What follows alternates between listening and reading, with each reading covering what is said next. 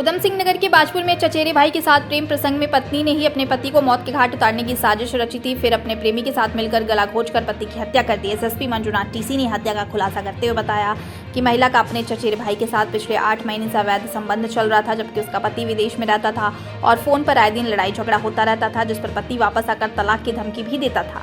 पूछताछ में महिला ने कबूला कि वह अपने चचेरे भाई के साथ प्रेम प्रसंग में थी और शारीरिक संबंध भी बना चुकी थी। वहीं जब उसका पति दुबई से आया तो उसने बताया कि वह अब दुबई ना जाकर यहीं दुकान खोलकर अपना परिवार चलाएगा, लेकिन वह अपने और प्रेमी के बीच किसी को आने नहीं देना चाहती थी। जिसके बाद पत्नी ने अपने प्रेमी के साथ मिलकर पति को मारने और उसका मकान हथियाने का ताना बाना बुन लिया।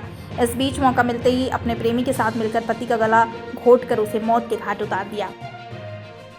एक हमें सूचना आती है 5 तारीख को कि 33 इयर्स का एक व्यक्ति है अहमद हसन, तो उसकी जो है संदिग्ध हालत में मौत हुई है करके। इवन परिवार वाले भी मान चुके थे कि एक स्वाभाविक मृत्यु है और हम अपना अंतिम संस्कार करेंगे करके। परंतु लड़के की एक रिश्तेदार ने फोन करके हमें बताया कि साहब 33 साल का लड़का है, उसको कोई बीमारी नहीं था और वैसे चोट नहीं है, शरीर पर कोई चोट नहीं है, परंतु हमें इस सौदा संदिग्ध लग रहा है। तो समय रहते रहते हमने पुलिस ने जाके तुरंत जो है लाश को कस्टडी में लेके हमने पंचायतनामा पोस्टमार्टम की कार्रवाई करी। आपको हैरान होगा कि ये जो लड़के की पत्नी और उनके घर वालों के द्वारा हमेशा उस पोस्टमार्टम की विरोध किया जा रहा था। पोस्टमार्टम की विरोध किया जा रहा था, सर ये तो स्वाभाविक मौत है, हमारे धर्म में ये नहीं होता, पोस्टमार्टम नहीं होता, ऐसा वैसा करके मनगढ़ंत बहाने दे देते पोस्टमार्टम नहीं कराने का। परंतु इंस्पेक्टर और सीओ द्वारा सूझबूझ का नजारा देते हुए पंचायतनामा और पोस्टमार्टम की कार्रवाई की गई। ये सबसे पहला गोल्डन मोमेंट है। देर रात को हमको सूचना आ गई, रिपोर्ट आ गई कि ये जो है स्ट्रैंगुलेशन से, मतलब दम घुटने से मौत हुआ करके। तत्काल हमारे सभी टीमें एक्टिवेट हो गई, मतलब सभी टीमें, मतलब सारे टीमें एक्टिवेट हो गई। एसओजी, थाना पुलिस और सीओ, एसपी सभी लोग एक्टिवेट हो गए और सख्त पूछताछ की गई। विभिन्न तरीकों पे काम किया गया है मैनुअल और टेक्निकल के द्वारा।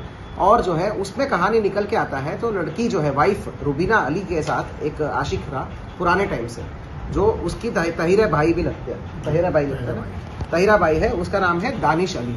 तो रुबीना और दानिश के बीच में ये कंस्पिरेसी बन जाती है।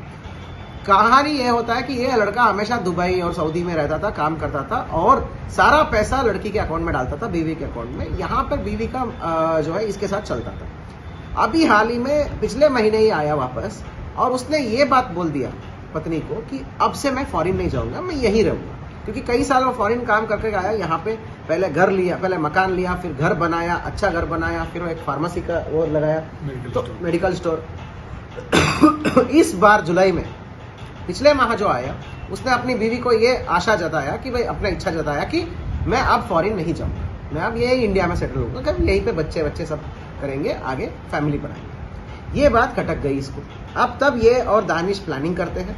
इनका प्लानिंग ये था कि इसको चुपके से निपटा जाए ताकि सारी प्रॉपर्टी भी ये ले ले और आगे अफेयर भी चलता रहे, मतलब इनका आपस में संबंध भी चलता रहे। तो इसी प्लान के तहत दानिश और रुबीना ने क्या काम करा, आपस में चैटिंग करे।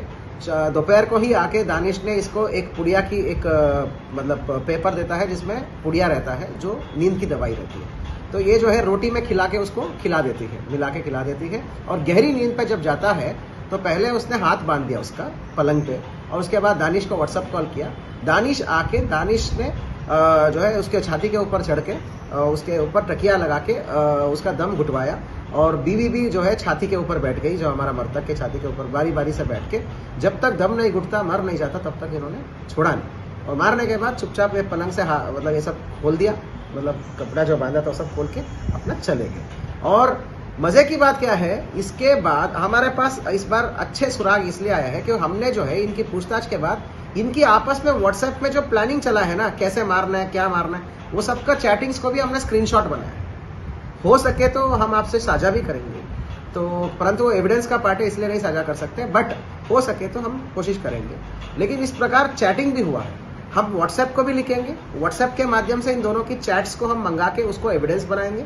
फॉरेंसिक टीम के द्वारा, फॉरेंसिक लैबोरेटरी द्वारा इन दोनों के बीच का कॉलिंग्स को देखेंगे, आईपीडीआर को भी हम सबमिट करेंगे एविडेंस के माध्यम से।